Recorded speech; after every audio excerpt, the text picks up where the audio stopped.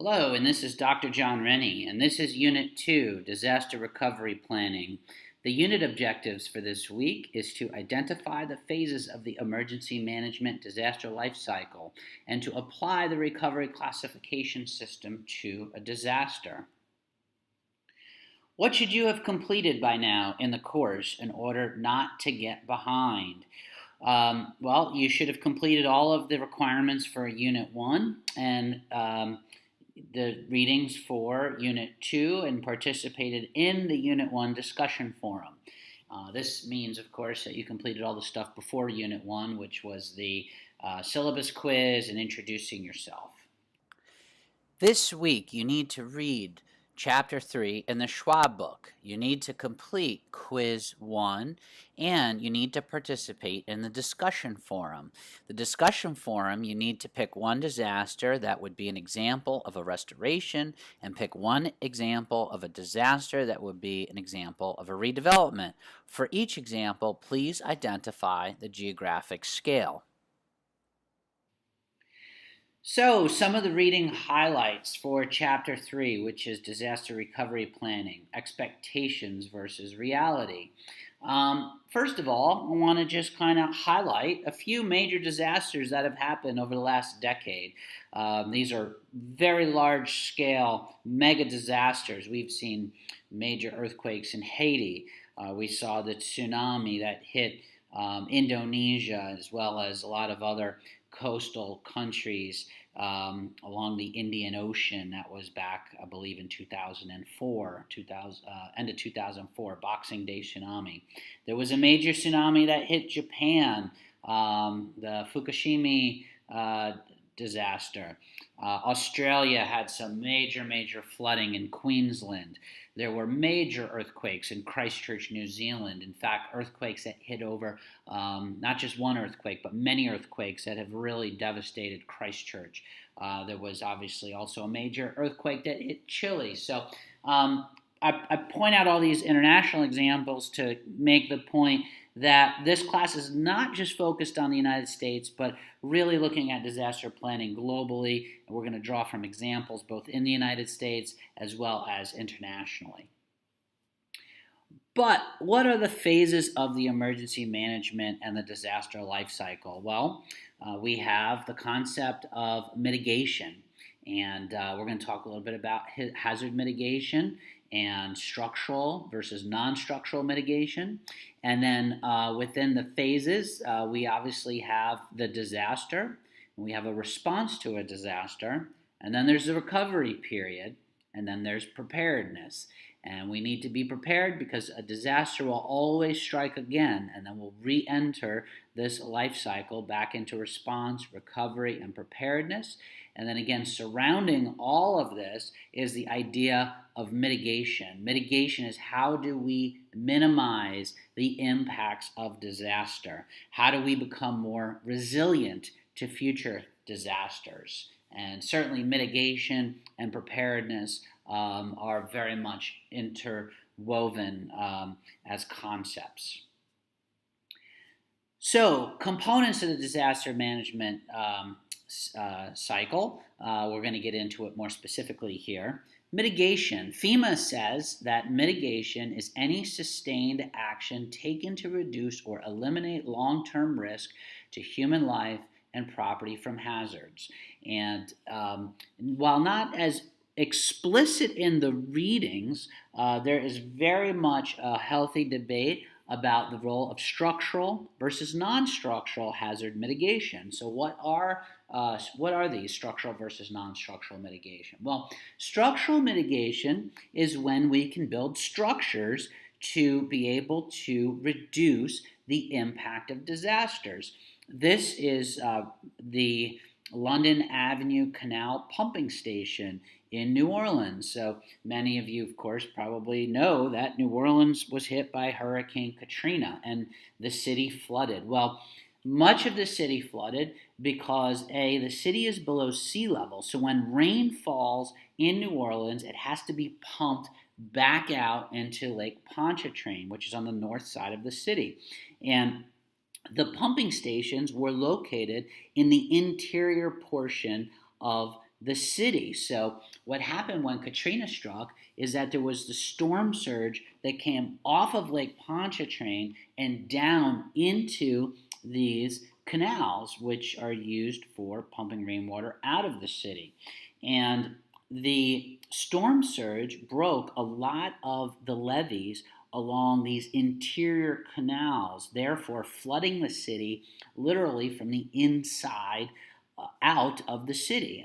New Orleans is shaped like a soup bowl. So the center of the city is the lowest point, and these canals go straight into the heart of the city. So when the levees broke in the interior portions of the city, the water flowed right into the center of the soup bowl and filled up from the middle, literally. So one of the ways in which the federal government decided to help to promote structural hazard mitigation is to beef up the flood control system for South Louisiana. And this is just one of many examples of a structural example for hazard mitigation that was built. So at the end of the pumping canal right next to Lake Pontchartrain, this is one of the pumping stations that was built. You could see they put a floodgate right in the center of the canal. So that way, if there's storm surge, it will not go into the canal and therefore into the center of the city. And the way that the rainwater is pumped out from these canals is there's another pumping station that's a historical pumping station at the other end of this canal in the middle of the city. This pumping station is located next to the lake. The pumping station in the center of the city pushes the water after rainstorms to the end of the canal here, and then these additional pumps, which you can see, will then pump the water around the floodgates into Lake Pontchartrain, which you can see on the left side of the picture.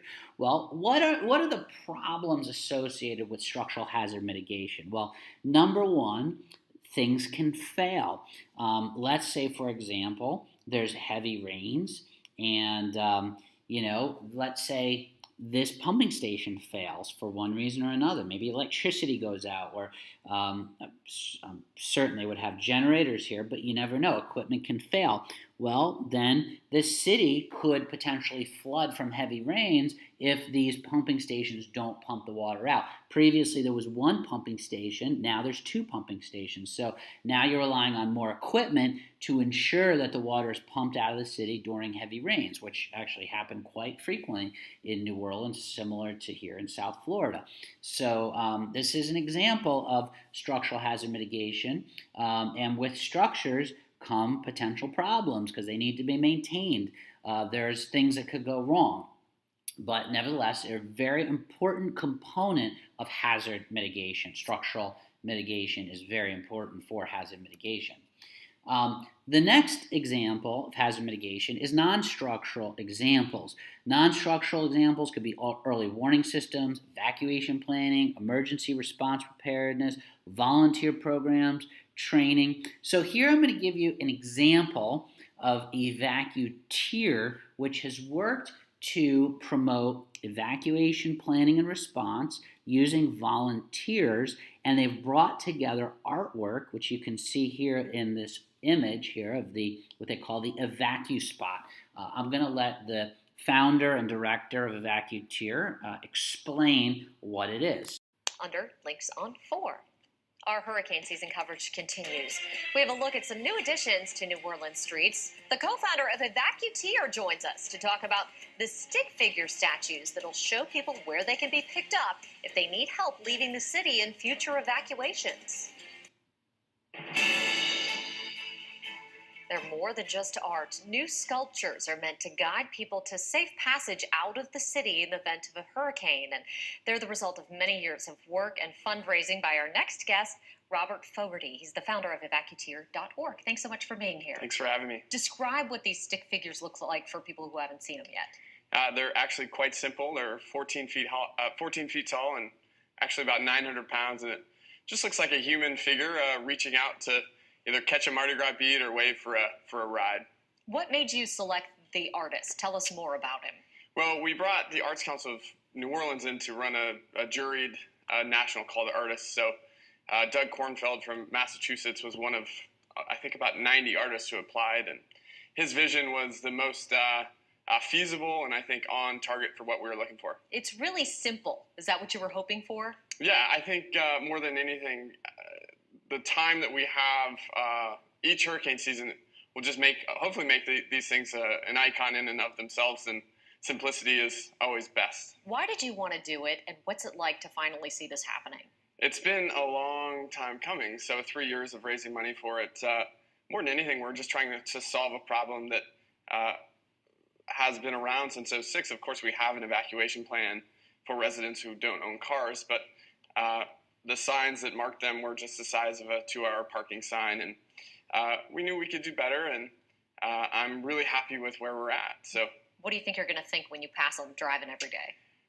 Probably will pinch myself, and just more than anything, I think we're proud of maintaining the drive to get it done, because of course a lot of moving parts, and just we dedicated a lot of time to getting it done. So I'm happy, and I think more than anything, if people let's hope we never have to evacuate again, but if we do and people know that's where they need to go, we've completed our job. Yep. Now they have a great big sign pointing it out. Yep. Robert Fogarty, thank you so much for being with us, and we'll be right back with Alexander.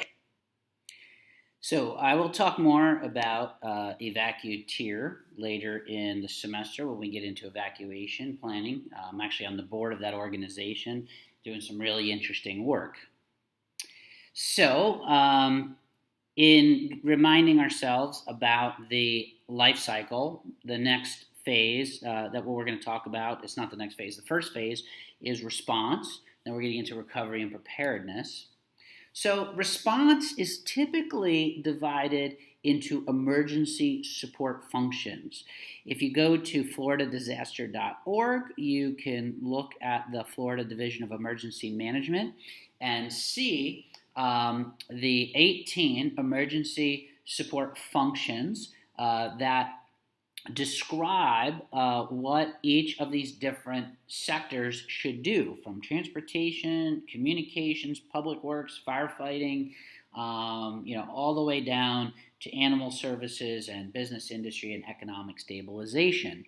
The state of Florida is always in a state of preparedness. It's actually one of the best examples anywhere in the country. I think the best state in terms of preparedness. And that has to do with how we fund emergency planning here in Florida, but we'll talk a little bit about more of that later in the semester. And the state's response effort is initiated through the State Emergency Response Team, which stands for CERT, which is comprised of governor-appointed emergency coordination officers from state agencies and volunteer organizations. This is really important. The response to disaster is not just about the government doing it all. It's a collaborative effort between government and individuals, but individuals are often parts of nonprofit organizations, volunteer organizations. So the state works with them to promote response in the event of a disaster. Okay, the next phase of the emergency management cycle is recovery. And I want to show here an example of recovery after Hurricane Sandy from the Army Corps of Engineers.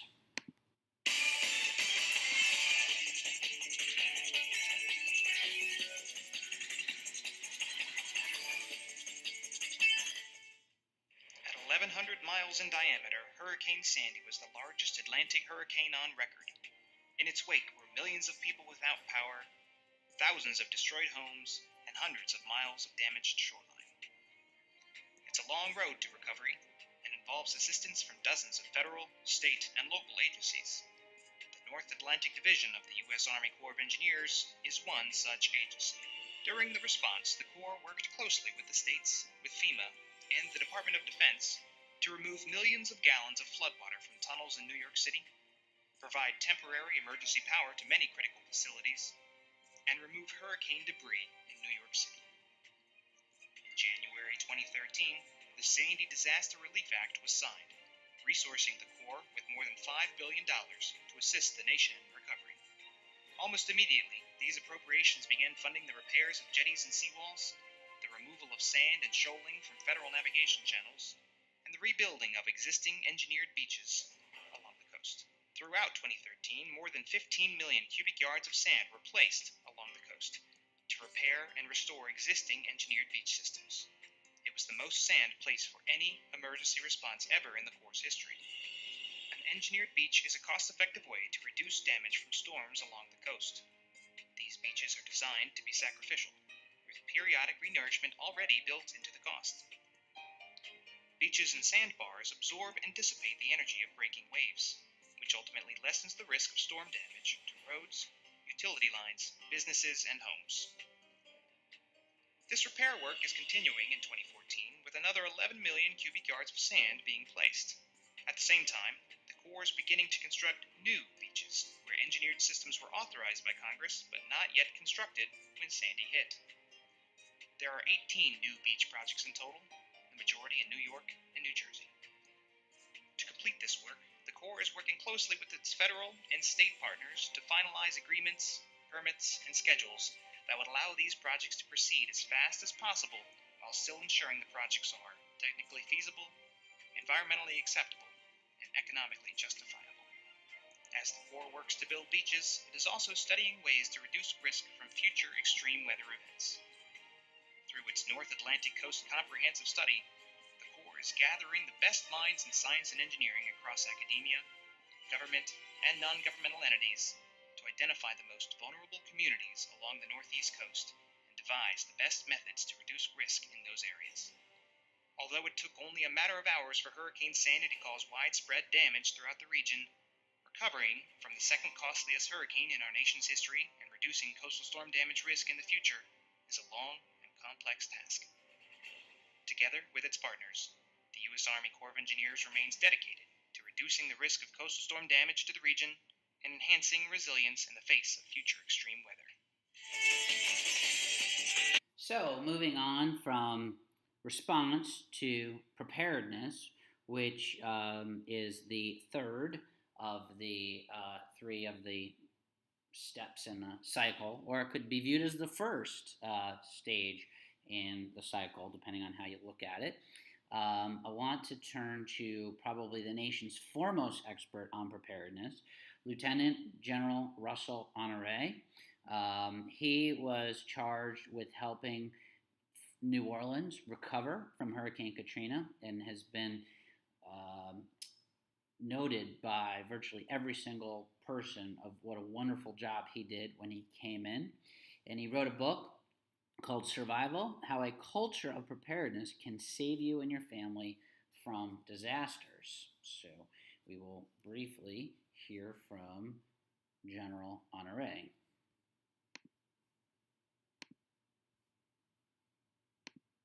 A part of my theme today is to talk about preparedness and leadership.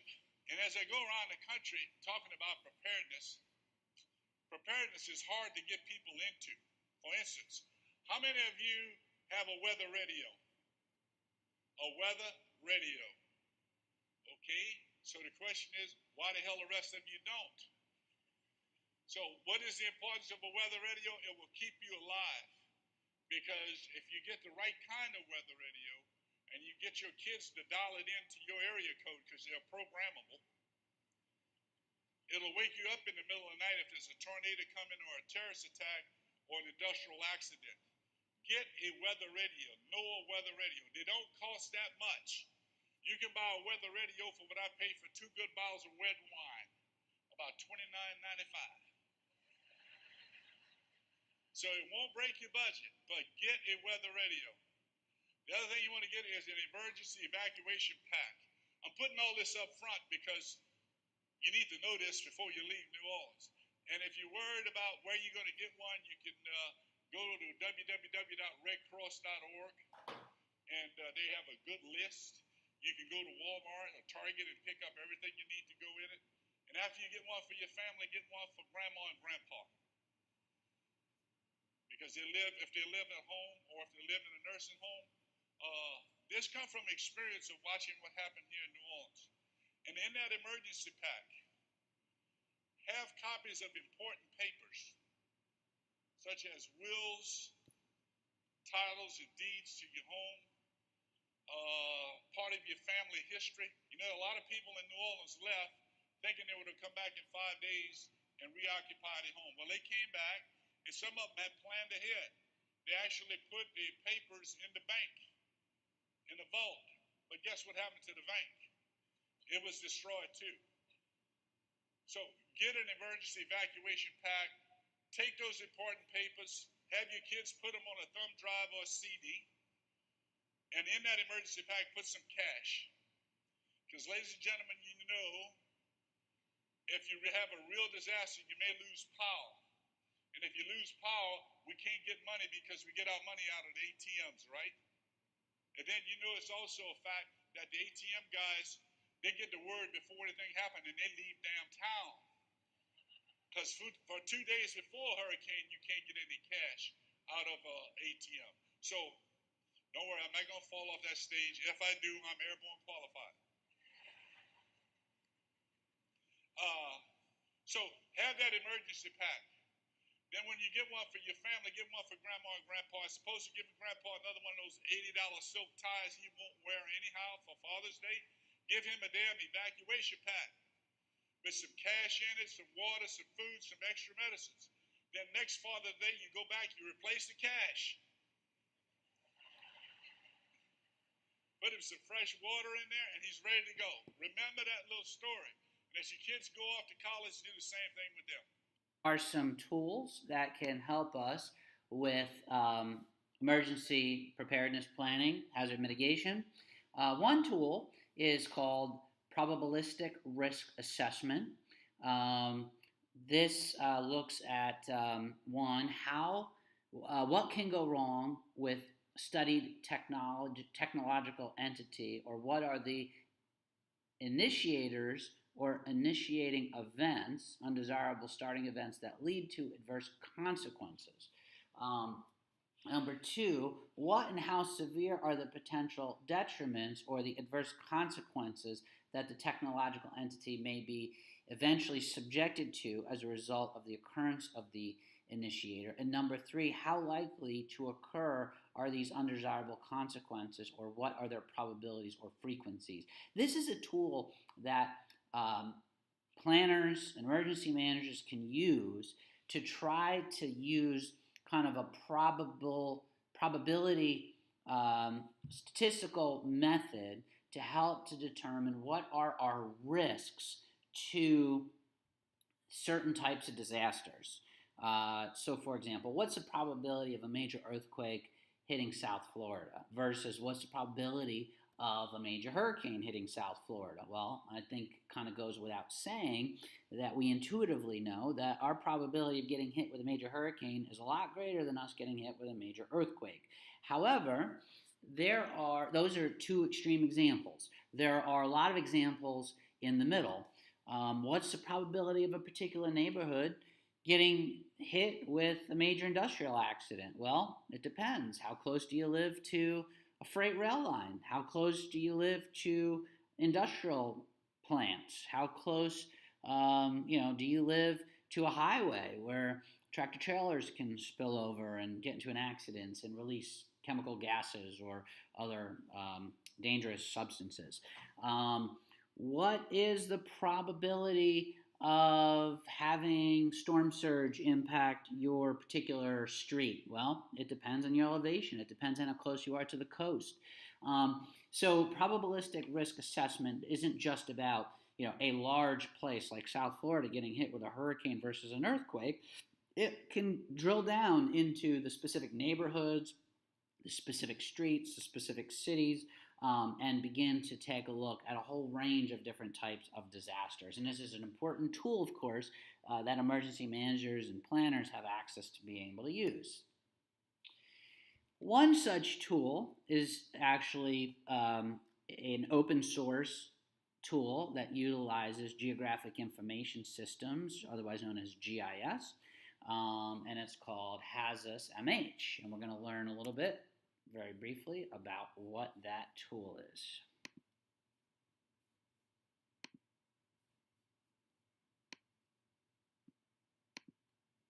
Margaret is a program manager at her local county's Department of Emergency Management. Her job is to help prepare her county for the impact of natural hazards. One way that she does this is by creating and presenting mitigation planning reports to a wide variety of stakeholders, including FEMA to get funding for disaster mitigation projects and community members to keep them informed about what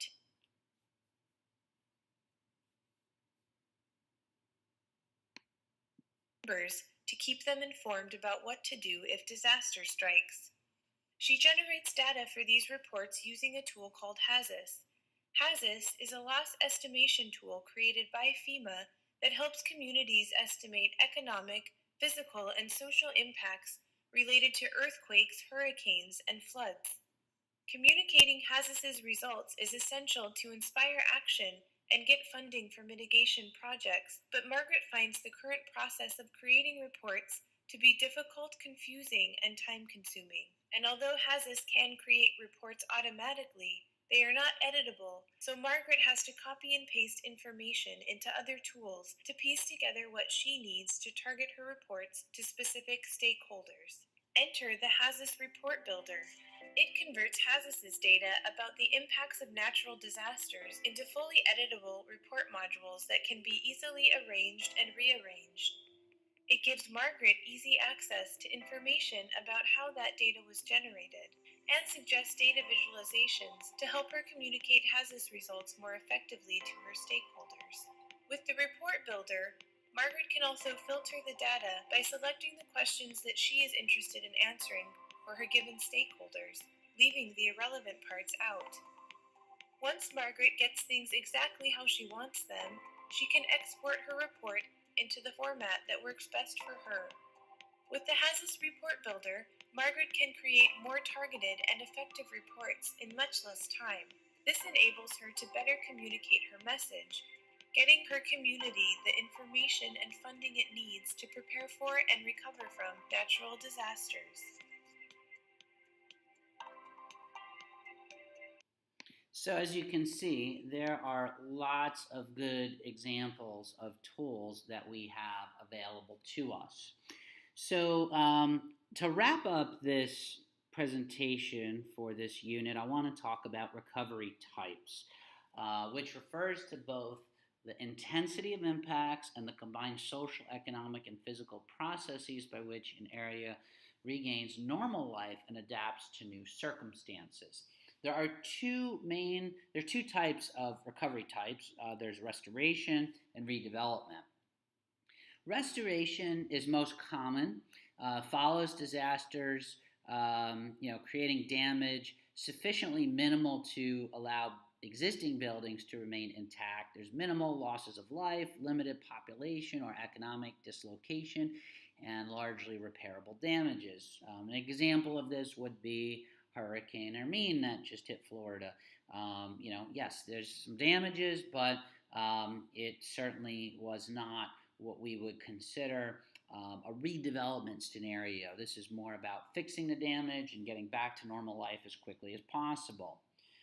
Redevelopment example would be the recent earthquake in Italy, and this comes from the magazine Nature, where it says Italian scientists shocked by the earthquake devastation in a region known to be seismically active. Destruction on this scale was still a surprise. And again, redevelopment is less common. It involves major damages and heavy loss of life and or property damage, destruction of existing infrastructure to the point where it cannot be reoccupied, and extensive building demolition and replacement is needed. So, in the discussion forum for this week, I want you to pick an example of a disaster that would be, or pick one disaster that would be an example of a restoration, and one disaster would be an example of a redevelopment. And for each example, identify the geographic scale. Maybe talk a little bit about what happened. Of course, don't use the examples that I just gave, of course. Pick some other examples and talk about them. And be sure you comment on at least 3 other students' discussion forum posts. You need to post one and then comment on other students' posts in order to get full credit for the discussion forum for your grade. Okay, what else you need to do? You need to take Quiz 1. Quiz 1 will be available starting Monday in Blackboard. You have to take it within the defined period on Blackboard, which I think was within this week. If you don't take it within that period of time, you will lose the opportunity to take Quiz 1. So make sure you take it during that week. Make sure you do all the readings, the 3 chapters in the Schwab book, chapters 1, 2, and 3. Just some pointers on what you should study. Make sure you understand the definitions of resilience. What does the National Academy of Science say resilience is? Again, I've covered some of these in the PowerPoints. Understand a little bit about the disasters that the readings talked about. Make sure you understand what the National Disaster Recovery Framework is. Be sure that you understand the attributes associated with resilience and the definitions of terms like diversity, redundancy, decentralization, transparency, collaboration, flexibility, foresight. Make sure when you're studying for Quiz 1, you take a look at, the details in the readings, such as the Government Finance Officer Association's framework.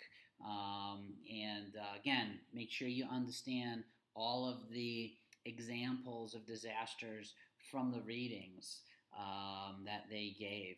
Make sure you read those little boxes in there, and be sure that you take a look at some of the discussion about Florida. There's discussion about examples from Florida in the readings, and what Florida does in terms of recovery planning. Make sure you understand what the different tools are that I gave you, geographic information systems and HAZUS. Make sure you understand the different phases of the emergency management life cycle and what each one means, and the tools that we just talked about. Be sure that you can identify, the recovery, restoration, redevelopment, and what recovery scales are, and be sure that you really have a good grasp of the the tools I mentioned, looking at hazard mitigation and recovery planning and things of that nature. So if you follow that guidance in doing your readings, that should really help you a great deal in being able to succeed in Quiz 1.